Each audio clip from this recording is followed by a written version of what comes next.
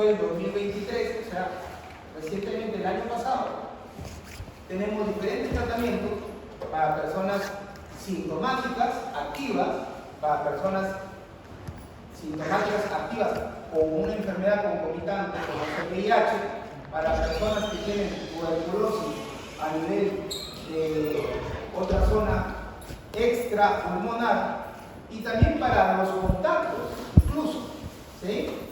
Y por no decir, también existe un tratamiento para los pacientes que son multidrogoresistentes. Entonces, esta terapéutica de esta enfermedad cambia con respecto a temporadas, ¿sí? Actualizaciones médicas, ingreso de nuevos fármacos y tratado de sacarles a ustedes y poner como se debe lo último, ¿no? Entonces, para decir lo último es que la semana pasada el MINSA publicó, específicamente el 22 de mayo del 2024, la semana pasada, una nueva guía para un tratamiento de tuberculosis en pacientes multidrogoresistentes con una nueva terapéutica y con nuevos fármacos a disposición de pacientes.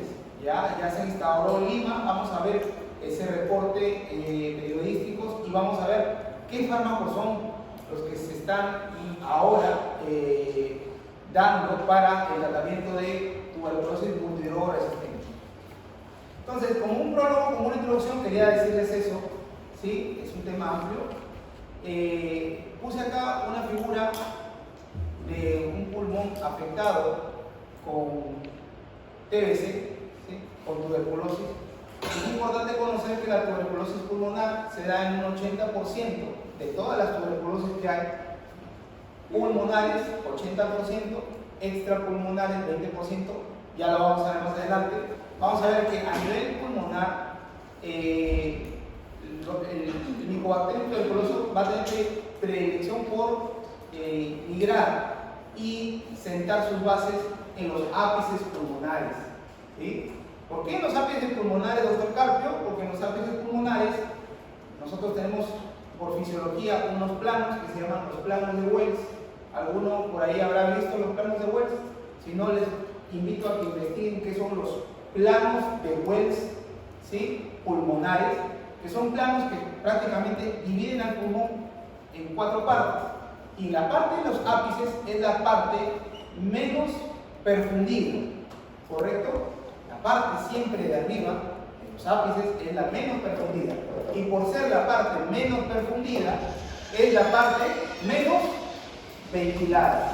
Si tú no tienes irrigación, no tienes ventilación. Y es por eso que justamente la bacteria trata de buscar esos lugares menos ventilados y menos profundidos para instaurarse y reproducirse, ¿no? Y acá tenemos las famosas cavernas pulmonares. Radiografía de tórax, ápices, cavernas, estás con TBC pulmonar.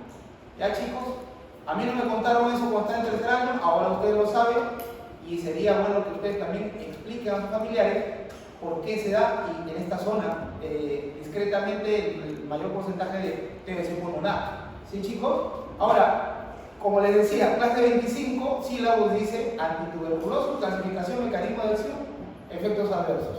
4 diapositivas y nos vamos. Pero no es así, ¿sí? Acá tenemos que hablar de la guía, del MINSA, acá tenemos que hablar de los tratamientos antituberculosis y tenemos que hablar de todos los fármacos y hasta los nuevos que han salido la semana pasada. ¿Ya, chicos?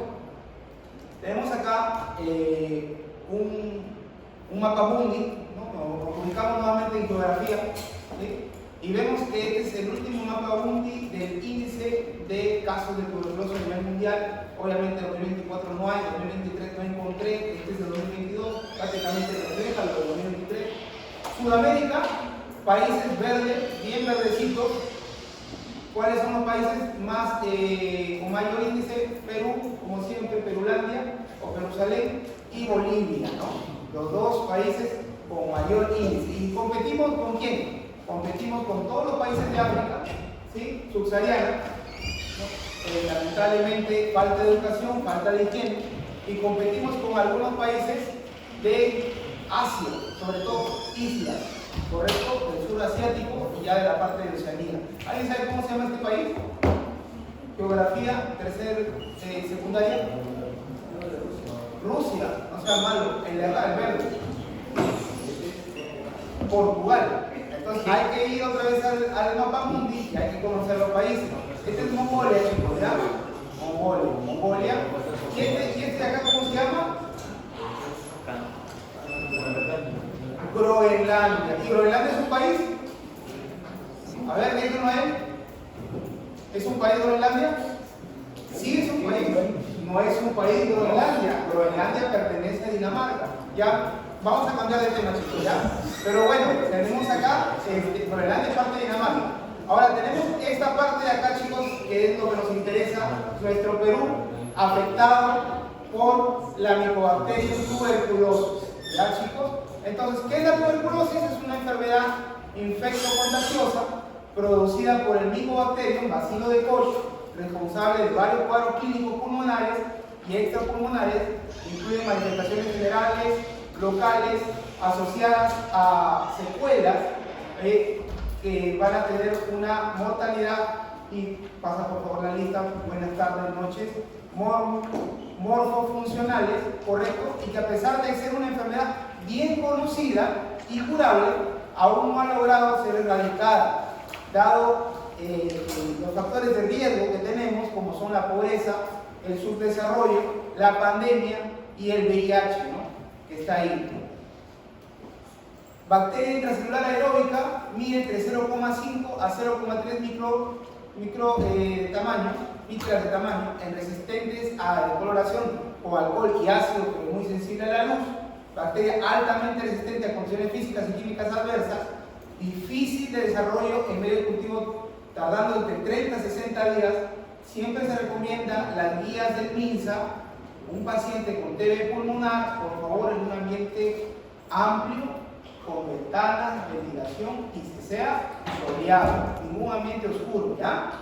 Vamos a tener que el contagio de esta enfermedad es a través de pequeñas gotas, ya de 2 a 3 micras de diámetro, que son aerosoles, a través de la tos, hablar, roncar, respirar, entre comillas, ¿correcto? Entonces, generalmente en la población peruana, y más que nada nosotros que somos personal de salud y ustedes estudiantes de medicina, por ahí hemos tenido un contacto con un paciente tuberculoso y no lo hemos sabido. Pero muchos de nosotros tenemos el bacilo en el pulmón, pero está encapsulado porque tenemos una buena inmunidad, ¿sí? Salvo personas que tienen una déficit de inmunidad o una alteración, desarrollan la enfermedad, ¿correcto? Ahora, ¿cuáles son los factores de riesgo? Contacto prolongado con casos confirmados, ¿ya? Viviendas oscuras, mal ventiladas, condiciones del huésped, edad, desnutrición, inmunosupresión, desarrollo de la enfermedad en condiciones del huésped menores de 1 año, mayores de 65. Ya sabemos que la inmunidad recién se está siendo competitiva en este transcurso de edades, ¿correcto? Y ya pasados los 65 viene en declive, ¿no? Falta de inmunización, la famosa vacuna BCG, que se coloca a los recién nacidos, hábitos nocivos, tabaco, alcohol, drogas, enfermedades concomitantes. Tenemos ahí al VIH, las secuelas, desnutrición, diabetes mellitus, alguna neoplasia, alguna enfermedad que haya sido cruenta quirúrgica, gastrectomía, corticoides. Como les dije a mis alumnos, hay que tener mucho cuidado con el uso de corticoides, porque los corticoides tienden a disminuir la inmunidad, ¿ya? Diagnóstico tardío de la enfermedad nos causa la letalidad. Tratamientos irregulares, son bastantes pastillas que hay que tomar, ¿sí? Bastantes fármacos que hay que administrarse, y a veces un paciente se cansa, se olvida y se comienza a generar una resistencia bacteriana a nivel pulmonar. Condiciones del huésped, edad avanzada, adicciones, marginación de nutrición y podría decir también falta de educación, ¿sí? Falta de educación. Entonces, la primera infección ocurre cuando el bacilo inhalado llega a la vía aérea, más distante, sobrepasa los mecanismos de defensa, es capturado por un macrófago alveolar, en cuyo interior se multiplica sin ser destruido, siendo necesario la activación específica de los linfocitos, entre paréntesis, linfocitos T. Se inicia un proceso de inflamación exudativa con acumulación de macrófagos, monocitos y posteriormente la formación de un granuloma específico. ¿Ya? Los vacilos pueden ser transportados por los macrófagos por vía linfática hasta los ganglios pulmonares, provocando una linfoadenitis. Se denomina complejo primario a la reacción local parenquimatosa asociada a compromisos del ganglio linfático tributario. El compromiso inflamatorio de capilares pulmonares da lugar a las basileas, al bacilo, que explica la aparición de tuberculosis extrapulmonar. Tenemos que la historia natural de la tuberculosis, propiamente dicha, se puede dar a cualquier edad, ¿sí? Hay factores de riesgo que ya los mencionamos, ¿sí? Tenemos que tener en cuenta que existen diferentes tratamientos para los que recién acaban de llegar. Si tomamos los puntos del sílabus, fármacos antituberculosos, lo explico en 5 diapositivas y nos vamos, pero no es así. Hay guías, nosotros somos en Sudamérica uno de los primeros en índice de alta tasa de tuberculosis y de contagio. Y en la guía del MINSA, que se actualizó el año pasado, 2023, que ya la vamos a ver, existen diferentes terapias para pacientes que están con TB activa, pacientes que conviven con un paciente con una TB activa, con un sospechoso, pacientes que están con tuberculosis multidrogo resistente, que se ha actualizado recién la semana pasada el tratamiento, y pacientes que tienen o TB con VIH o tienen una tuberculosis extrapulmonar. Ya los pongo en contexto a los que recién llegan. Ya chicos, en el 80%, como le dije, el cuadro clínico es en el pulmón. Las formas extrapulmonares, de acuerdo a su localización más frecuente, tenemos a nivel pleural en primer lugar, en segundo lugar a nivel ganglionar, meningia, peritoneal, genitourinaria y cutánea, ¿correcto? Síntomas generales: síndrome febril, sudoración nocturna, astenia, anorexia, baja de peso. Síntomas respiratorios: tos, expectoración serosa mucosa purulenta, hemoptisis. ¿Saben qué es hemoptisis, chicos? Tos con sangre, ya te tienes que preocupar, ¿no? Dolor torácico y disnea. TBC miliar es una forma de tuberculosis grave y mortal que se da principalmente porque el paciente está o inmunodeprimido o porque el paciente recién nacido no recibió la vacuna que le correspondía, que es la del BCG, ¿sí? Es una forma grave y mortal, sin tratamiento, caracterizada por una invasión hematógena de todo el organismo por los bacilos, ¿sí? Se observa en inmunocomprometidos, se caracteriza por un síndrome febril al que se agrega un estado general con sudoración, baja de peso, disnea, tos seca. En etapas tardías hay una insuficiencia respiratoria y la muerte. Y esta es la famosa y querida resolución ministerial 2023 que se aprobó en el MINSA para el tratamiento de la tuberculosis. Si yo me pongo a hablar sobre el libro de Goodman y Hillman o me pongo a hablar de guías extranjeras, yo no estoy poniéndome a hablar sobre la realidad nacional. Estamos en Perú, tengo que hablar de la realidad nacional, chicos, ¿ya? Entonces, todo lo que yo hable aquí en esta exposición está respaldado con la guía ministerial del MINSA sobre el tratamiento de tuberculosis 2023.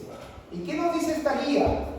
Vamos a hablar de forma fortuita: prevención, ¿no? Inmunizaciones, información y educación, control de las infecciones respiratorias, bioseguridad, estudio de contacto, terapias preventivas, ¿sí? El famoso TPTB, terapia preventiva tuberculosis, recuperación, diagnóstico, tratamiento y manejo de complicaciones. Acá nosotros como médicos estamos comprometidos en la recuperación del paciente, y no solamente los médicos, sino también el personal de salud general, biólogos, microbiólogos, personal que se encuentra diagnosticando la enfermedad en las diferentes áreas de la salud, para que el paciente se rehabilite y para que también de alguna forma tengamos una mejor promoción y un bajo índice que lamentablemente no lo hemos alcanzado a nivel nacional.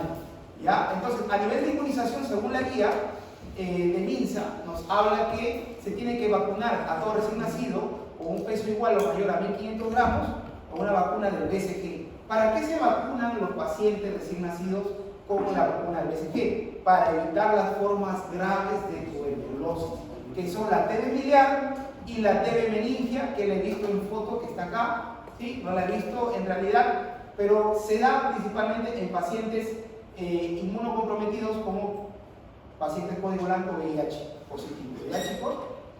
Ahora, en la guía de MINSA nos hablan del control de infecciones respiratorias en 3 periodos o en 3 etapas.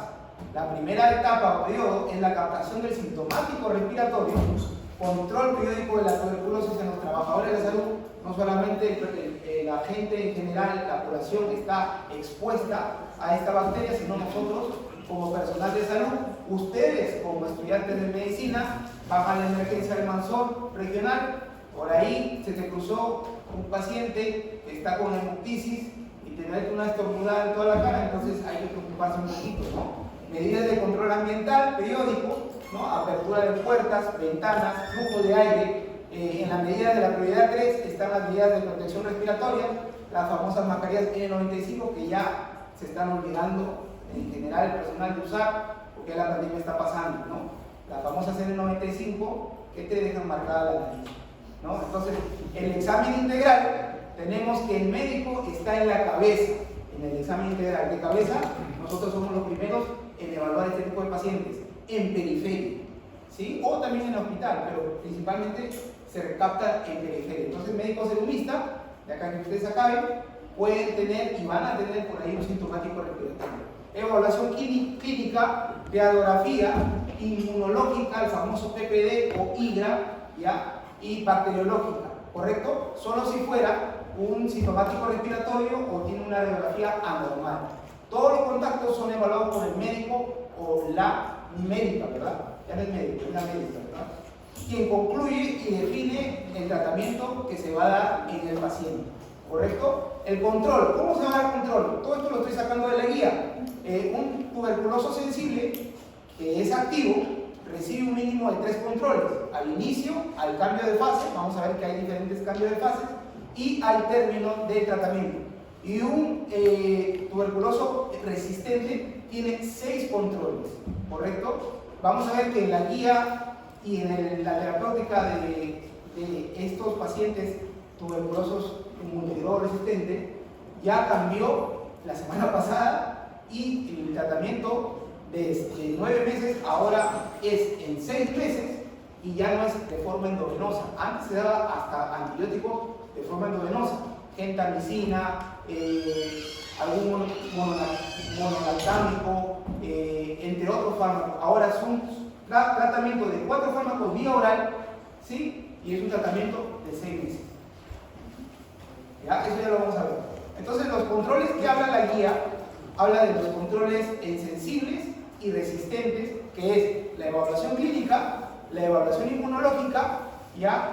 Y radiografía inicial, siempre de cajón, su radiografía inicial en contactos con síntomas respiratorios o casos de seguimiento diagnóstico, y la bacteriología solo a contactos sintomáticos respiratorios o con una radiografía anormal. Entonces, este cuadro que nos plantea la guía de MINSA, año 2023, nos habla sobre la infección tuberculosa latente, ¿ya? Ese también es un tratamiento que se da en pacientes. Es infección tuberculosa latente o ITBL, y la tuberculosis activa en la otra contraparte, que obviamente sí se va a dar. Entonces, en el latente no tiene síntomas, ¿correcto? En el activo sí presenta los síntomas. En el latente no puede transmitir la bacteria de la tuberculosis a otra persona. El activo puede transmitir la bacteria de la tuberculosis a otra persona. Ambos son PPD positivos, ¿sí? El latente presenta una radiografía de tórax normal y un resultado negativo del frotis del puto.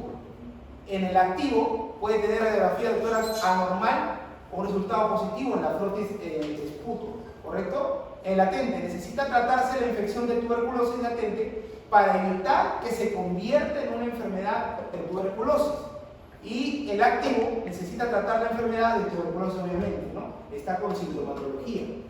Entonces, ¿hay una terapia preventiva de tuberculosis? Sí. ¿Lo da el MINSA? Sí. ¿Hay un tratamiento indicado para una forma activa? También. ¿Correcto? ¿Quién es un latente? Un latente es un familiar cercano, papá, mamá, hermano, de alguien que vive con una tuberculosis activa.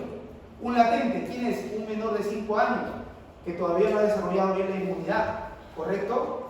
¿Quién es un latente? Un personal de salud, un neumólogo, un médico general que está en constante rodeo de personas que son activas. ¿Correcto? Entonces, hay varios latentes. Ya vamos a ver ahorita quién es el latente, ¿ya? Entonces, la terapia latente son menores de 5 años, como lo estaba mencionando, ¿sí? Contactos del caso índice, independiente del resultado bacteriológico, niños mayores de 5 años, también que son contactos, ¿sí? Con resultados igual o mayor de 10 milímetros en el IGRA positivo, PPD igual, personas con diagnóstico de VIH, ¿sí? Independiente del resultado que vienen conjuntamente con alguien activo, sabemos que su inmunidad de estos está comprometida. Personal de salud, nosotros de cajón, por ahí, MINSA, vamos a viaticar, nos vamos por ahí a algún puesto de salud, a POSOPE, y le sacamos una muestra de PPD a todos, y el médico salió positivo con el PPD. Entonces, caballero, vas a comenzar a tomar tus antibióticos, ¿no? Entonces, esos son los latentes, chicos, ¿ya? Los latentes. Enfermedades que son prolongadas, que usan con el uso de corticoides, pacientes que tienen insuficiencia renal, que tienen la inmunidad alterada, disminuida, inmunosuprimidos, ¿correcto? En diálisis, enfermedades hematológicas, ya candidatos de trasplantes, por ahí Almanzor Aguinaga, paciente que ha sido trasplantado de un riñón, y por ahí llegó por el cuarto piso a la derecha, llegó alguien con un TB activo y lo contagió, ¿no? Entonces hay que tener cuidado con este tipo de pacientes, ¿correcto? Y este es el esquema que da el MINSA 2023 para los latentes, ¿ya? Puede ser 4 de estos esquemas, isoniazida diariamente por 6 meses, ¿correcto? Isoniazida más rifampicina diaria, terapia doble, por 3 meses. Rifampicina diaria, ¿correcto? Por 4 meses. Rifampicina más isoniazida semanal durante 3 meses, 12 dosis. Y acordarse que la isoniazida siempre va acompañada de la toma de piridoxina. ¿Correcto, chicos? Este cuadro, por ahí puede haber una preguntita de examen, lo voy a dar en las diapositivas, ¿ya? Entonces acá tenemos en los latentes, en la terapia, los sensibles y los no sensibles a los 4 fármacos más importantes antituberculosos, ¿no? En menores de 2 años vamos a tener de primera elección, ¿cómo se llama el H? ¿Qué es el H? ¿Qué fármaco antituberculoso es el H? Isoniazida más rifampicina, ¿correcto? Entonces, mayores de 2 años, esto de acá, chicos, lo he sacado bonito de la guía, porque en la guía está todo un desorden, ¿correcto? Esta es pura letra nada más. Acá está ordenadito para que ustedes lo puedan entender. Mayores de 2 años, piridoxina más isoniazida. Y en caso de reacciones adversas, rifampicina diaria durante 4 meses, ¿correcto? ¿Qué pasa si es un contacto de un TBC reciente? Un contacto de un caso de un TBC reciente, ¿qué le vas a dar? Rifampicina diaria durante 4 meses. ¿Qué pasa si este contacto es un TB resistente o multidrogo resistente? Acá cambias la terapia y le das levofloxacino. Pobre hígado, ¿no? Levofloxacino diario durante 6 meses, como un preventivo para el que no tiene la enfermedad, entre comillas. ¿Correcto? Entonces, el hígado lamentablemente va a sufrir. Todos estos fármacos que estoy mencionando tienen un efecto adverso que es la hepatotoxicidad, ¿sí? O sea, que tener mucho cuidado, ¿ya? Y hay que consumirlo. El diagnóstico es usando la prueba de la tuberculina, el famoso PPD, que es lo que se da acá en Chiclayo, Perú, y el uso de la IGRA o el interferón gamma Rialix assay, que no tenemos acá el reactivo y que solo se desarrolla en la ciudad de Lima. Es importante conocer eso, ya que el PPD se da y se hace en periferia y a nivel de MINSA y de salud. Tenemos también acá, chicos, la prueba de la tuberculina, cómo se da la prueba de la tuberculina. Ya ustedes van a tener tiempo de poder revisar las diapositivas y ver cómo es el procedimiento y cuando una persona es positiva o no a esta prueba de tuberculina, ¿correcto? Los diagnósticos bacteriológicos, el bacilo directo, ¿sí? Prueba inmunohistoquímico, ¿sí?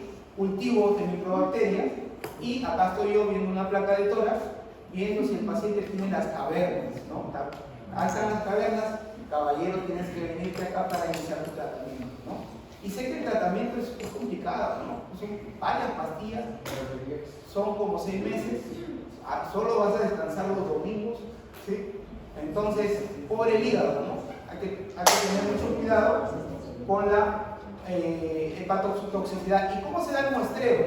Identificamos al paciente con los signos y síntomas probables de tuberculosis, registramos y sacamos 2 muestras de esputo. La primera muestra se toma obviamente al que tiene la sintomatología, ya al activo, y la segunda muestra obviamente se toma al mismo paciente, pero al día siguiente a la mañana. La primera muestra de la mañana se toma. Si el paciente no puede escupir o no tiene ganas o no está falta de tiempo de darte una muestra, tiene que darse la muestra después de la primera muestra a los 30 minutos. La segunda muestra, que son 2 muestras, ¿correcto? Entonces estas 2 muestras se van y se analizan y se ve si es reactivo o no es reactivo, ¿sí? En los diferentes exámenes inmunohistoquímicos para ver la presencia del bacilo, ¿correcto? De la Mycobacterium tuberculosis. Ahora, tenemos acá, chicos, que esto de acá, este cuadro acá, da un diagnóstico de resistencia a la tuberculosis, ¿sí? Hay pruebas moleculares rápidas y pruebas fenotípicas que nos pueden identificar si el paciente es resistente a cada uno de los antibióticos que se usan en la terapia cuádruple de tuberculosis. De acuerdo a cada uno de estos métodos, tanto pruebas moleculares rápidas o fenotípicas, vamos a ver en cuántos días hay resistencia o no hay resistencia, si es un multidrogo resistente o no es un multidrogo resistente. Y como vemos, generalmente la incidencia, de acuerdo a la guía, ya será que en Lima y Callao está el alto índice de tuberculosis multidrogo resistente. Entonces por ahí podemos respirar un poquito más tranquilos, que la mayoría de gente que está con TB resistente está en Lima y Callao, sobre todo en Callao. ¿Ya, chicos? Vamos a hablar sobre los fármacos antituberculosos, ¿sí? Ya netamente sobre los fármacos, sobre el tema en general, que eran las 4 diapositivas que me pedían.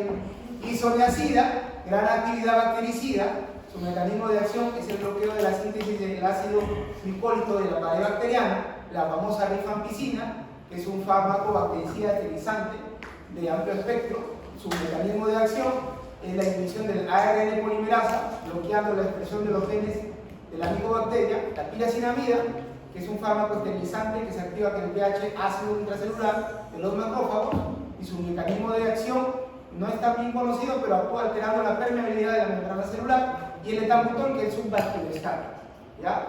Esta es la parte de letra, vamos a poner ahora la parte de la imagen. Ahora, esta es la parte de imágenes. Tenemos acá que de acuerdo a las posiciones donde existe la patología a nivel de cavidades de macrófagos por focos gaseosos, va a haber una interacción de un fármaco que va a actuar mejor que otro de acuerdo a la posición donde se encuentra el Mycobacterium, ¿ya? Y estas son las imágenes del fármacos en acción. Acá tenemos preguntitas de examen, ¿ya?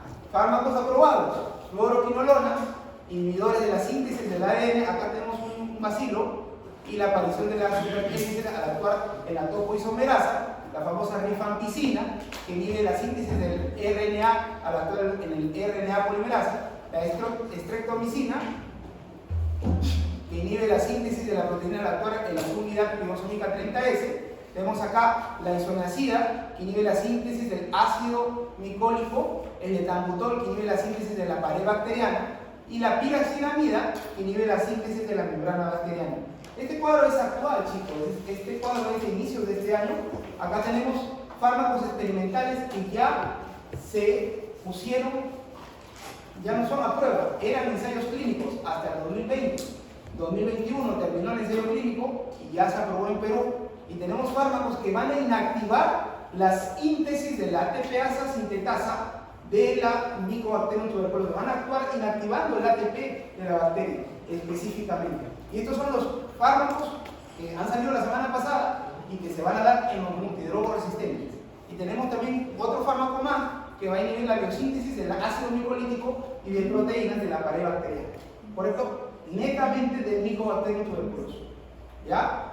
¿Cuáles son las causas de resistencia? Este cuadro es importantísimo también conocer. ¿Por qué hay resistencia bacteriana? ¿Por qué se convierten en multidrogos resistentes?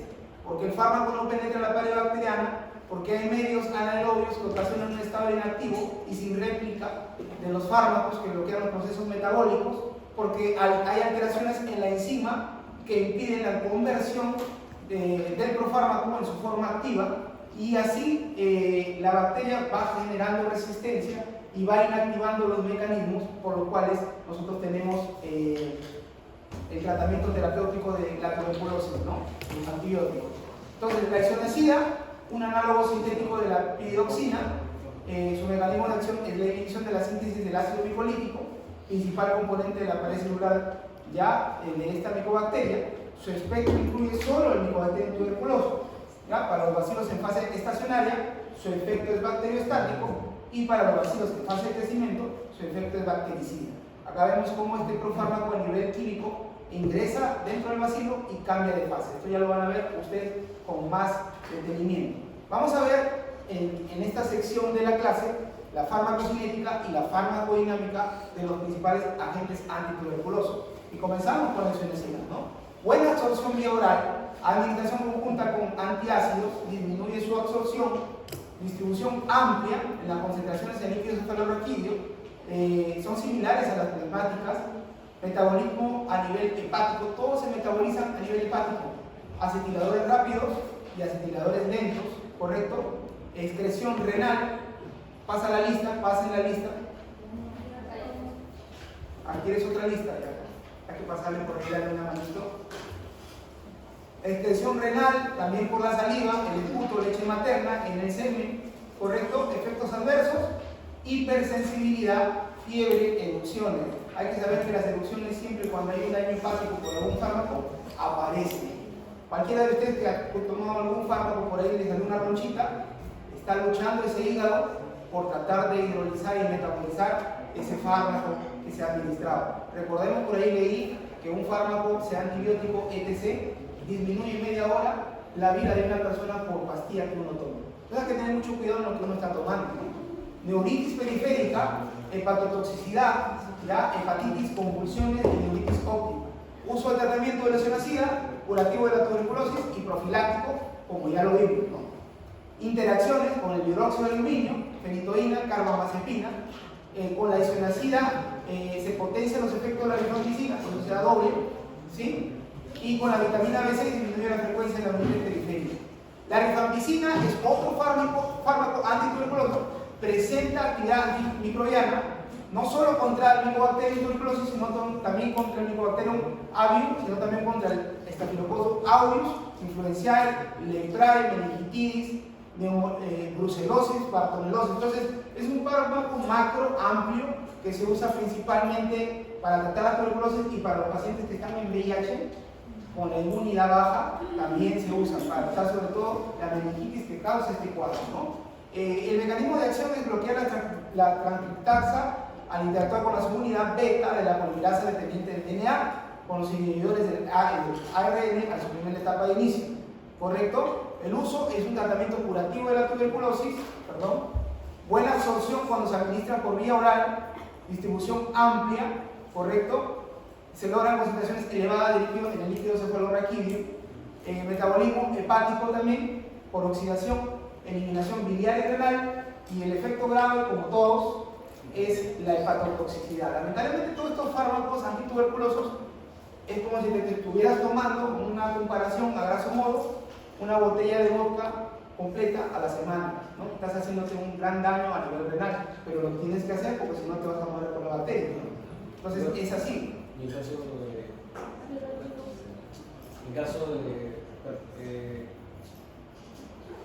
¿qué otras personas que tengan institución hepática o una enfermedad hepática como cirrosis? Estamos fregados. No se puede.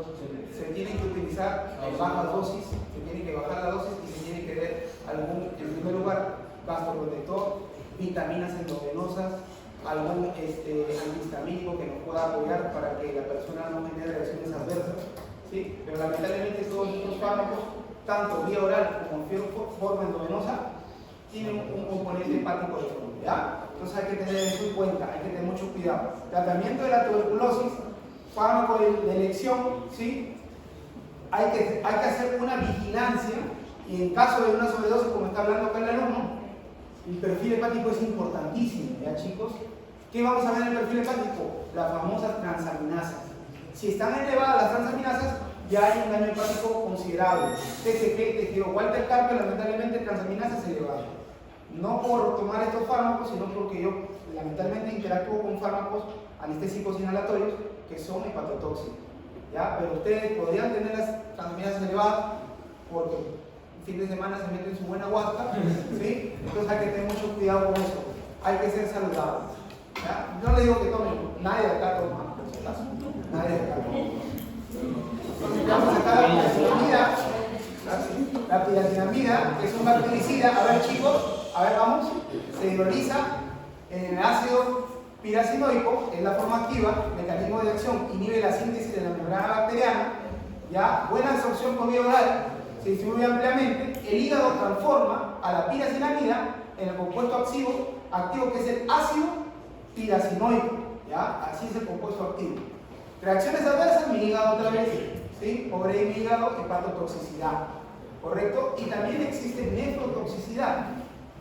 El etambutol, por último, chicos, de los 4 más importantes, que es un bacteriostático, el mecanismo de acción es la inhibición de la síntesis de la pared micobacteriana o inhibición de la enzima adenosín transferasa. El principal mecanismo de resistencia es el cambio de la estructura enzimática y la bomba de expulsión. Buena absorción por vía oral, amplia distribución en el sistema nervioso central, excreción renal. ¿Correcto? Esta es una preguntita de examen, cuadrito compendio, ya, de las tablas de reacciones más frecuentes de los medicamentos antituberculosos. Y acá tenemos las dosis en pastillas, vía oral, para que ustedes conozcan cuáles son las dosis de los tratamientos. Todo esto, chicos, lo he tratado de resumir de las guías del MINSA. Importante realidad nacional. No te puedo poner un libro extranjero, porque yo no estaría explicando y atendiendo la casuística de acá, local, que es lo importante, ¿ya chicos? Tenemos acá los famosos tratamientos de las guías del MINSA para tuberculosis sensible. En este caso, la primera es la guía para un tratamiento de tuberculosis activo, sensible, sin VIH, ¿ya? Que está con tos, con hemoptisis, con fiebre, con sudoración. Son 2 fases. La primera fase son 2 meses con 50 dosis diarias, excepto los domingos. Los domingos descansa el hígado, ¿ya chicos? Y la segunda fase son 4 meses con 54 dosis, 3 veces por semana, excepto los domingos. Siempre los domingos tienen que descansar el hígado, ¿ya? Porque hay que descansar el hígado, no le puedes dar todos los días, ¿sí? Si no haces una hepatotoxicidad por desgaste, por sobresaturación de todos estos compuestos. Esta es la primera fase y la segunda fase, y acá están todos los fármacos que se dan, ¿ya? Los 2 meses, las 50 dosis, y la segunda fase, los 4 meses, 3 veces por semana. H, isoniazida. R, rifampicina. Acá con letritas y manzanas para que ustedes lo puedan leer bien. Por ahí va a salir una preguntita de examen, ¿ya? Esto no lo encuentras en el Google, chicos. Esto lo he tratado de buscar y colocarlo ahí. Tratamiento para tuberculosis sensible, esquema de tuberculosis con infección de VIH. Estos son tuberculosos sensibles con VIH. Son también 2 fases. La primera fase es de 2 meses diarios, excepto los domingos, 50 dosis, y la segunda fase son 4 meses, son 100 dosis diarias, excepto los domingos. Y acá está, este es el esquema de la guía y este es el cuadrito didáctico para que ustedes lo puedan ver, año pasado 2023.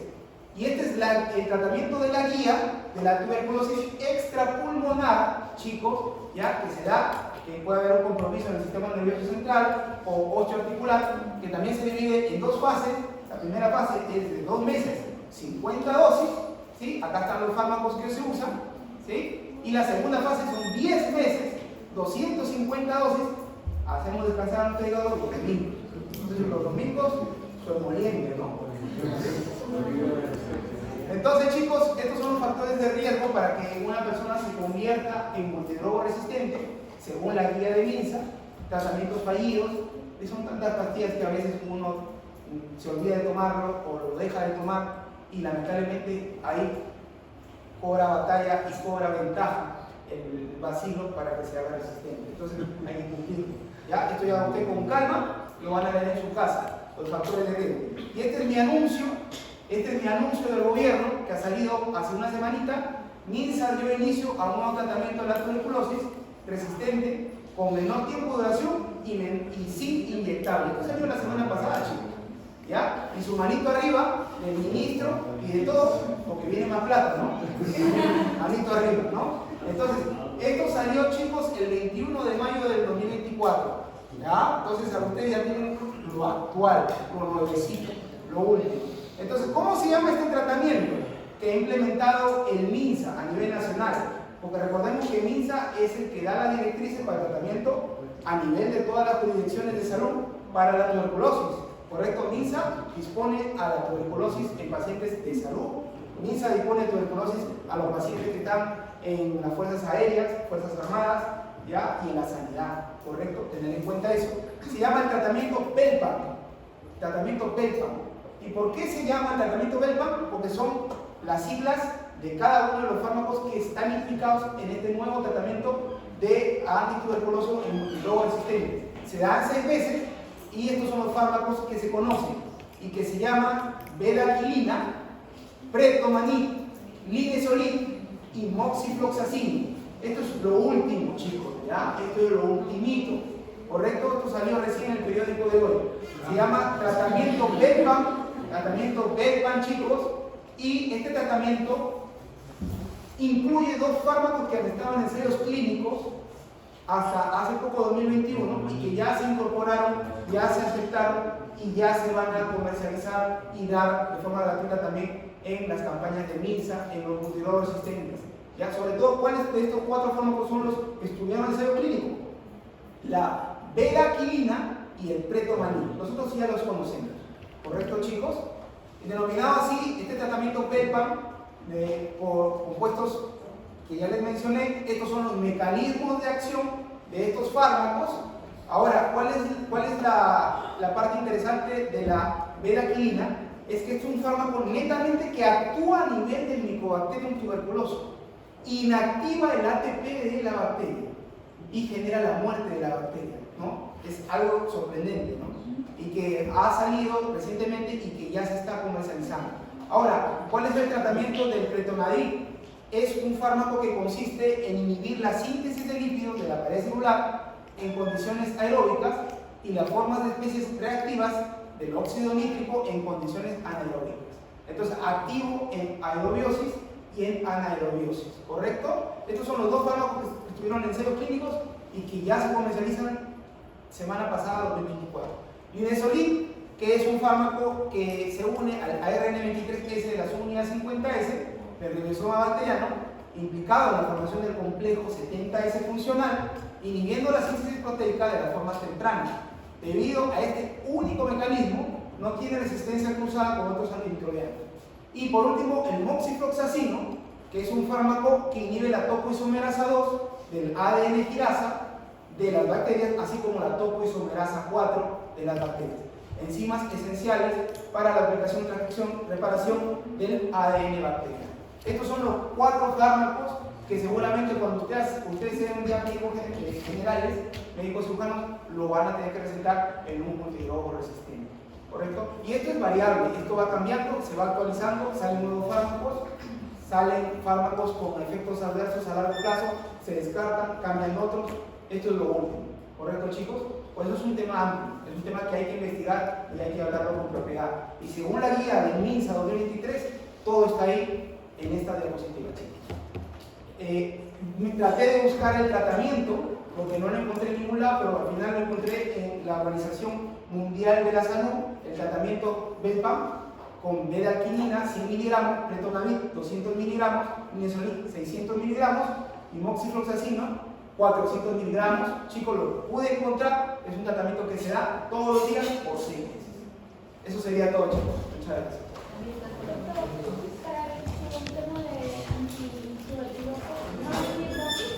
Va a venir todo, chicos.